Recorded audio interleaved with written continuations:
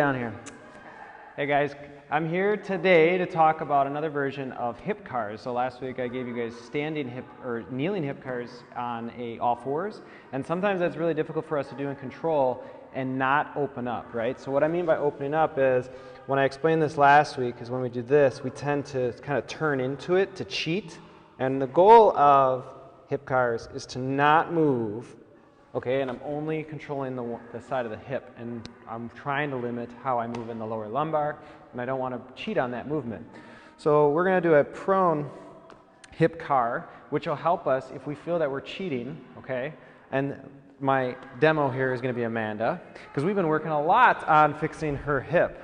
So a prone hip car, she's going to be face down and flat, okay, and we're going to demo this right side here for you guys. But the first movement she's going to initiate is bringing and flexing this toe, okay, so that's really important. Notice how she flexed the toe instead of being kind of dead. I can't even pull that up, so you want to flex that, okay, so now we're activating all those musculatures, okay, and the goal here is she's going to use this foot on the left side to kind of dig in so that she doesn't open up in these hips, okay, squeezing her belly is going to be super tight here, and she's also kind of gripping the ground with her hands to limit how much we're going to turn here, okay, so here's the next movement then. She's going to kick straight up. So now she's lifted the hip off the ground, and then she's going to continue now to circulate through this movement, slow and controlled, trying to limit how much she's turning in this hip, but she notice how she's hovering over the ground. Okay, as soon as she comes up through and touches the elbow close, you can tell she's working here. She's shaking a little bit.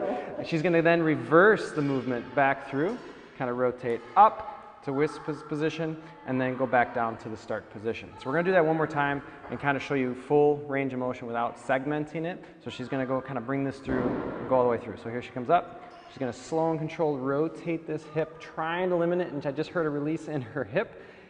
And then she's going to come back through and do this. All right, so again, remember, really important keeping that belly tight. We're trying to limit. She was even cheating a little bit by opening up on the hips on that last one. But the goal is to kind of, you're just hovering over the ground. And Amanda will tell you, last week, she was not even able to get up through the position with, Amanda, bring us through and where you got stuck. So she was able to come up through, she rotated, and then right about here, she wasn't able to keep even any distance between her leg here and her thigh and the ground.